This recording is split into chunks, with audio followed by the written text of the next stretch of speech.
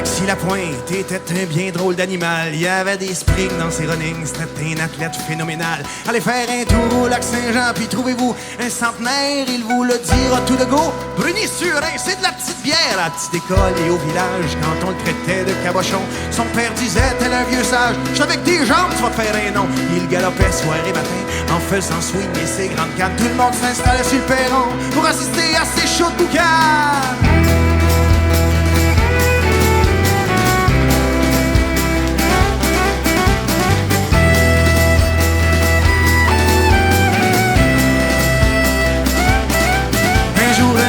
Investisseur s'intéressa au phénomène, se dit qu'en l'exploitant un peu pourrait faire une coupe de scène. Et à partir de ce jour-là, on l'exhiba dans des foires et des quatre coins du royaume. Tout le monde se pressait pour le voir. Sur le plus rapide des pur sang, il l'emportait haut la main, pas essoufflé l'air innocent. Il distançait même les trains. Sa légende gagna du terrain, franchit les frontières du pays, trouva l'oreille d'un promoteur quelque part aux États-Unis.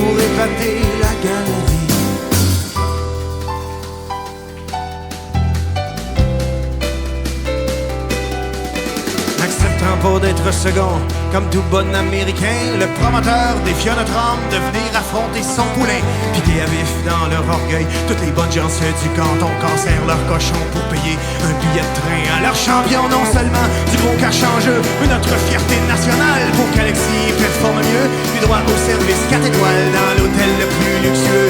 On lui paya la meilleure chambre et en cadeau un quart d'once pour qu'il se frictionne les jambes. Si notre athlète possédait du cheval tous les attributs, il y avait la juge d'un mulet, le génie, c'était pas sa plus grande vertu. La veille de la grande compétition, le trotteur parti sur la rumba, cala son alcool à friction, en compagnie de filles de joie. L'homme même brasse son beau carrosse, s'était transformé en citrouille, la gueule de bois, les yeux dans le beurre. Il a eu l'air d'une vraie picouille, le retour au royaume du bleuet. La défaite fut dure à avaler, devant une telle déconfiture, tout le canton laissa tomber.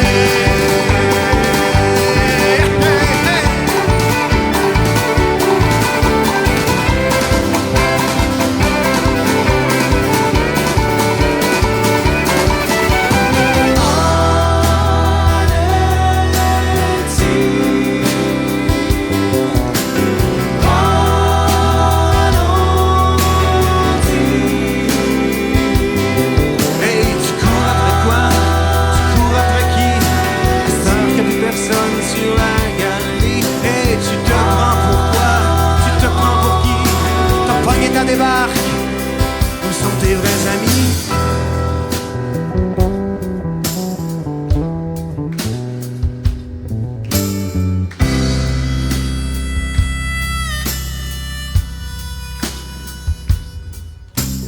Triste comme une bête de cirque, ne connaissant que son numéro, s'accrochait à sa gloire passée pendant qu'on riait dans son dos.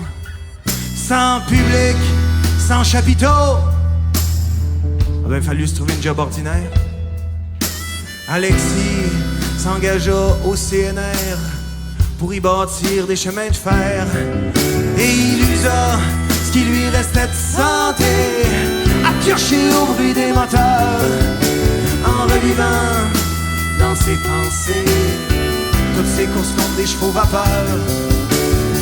Un jour qu'il breakait pour le lunch, en janvier 1924, comme d'habitude vers la cantine, il marchait lentement sur la traque. Mais une ombre noire le suivait, s'en était-il seulement aperçu?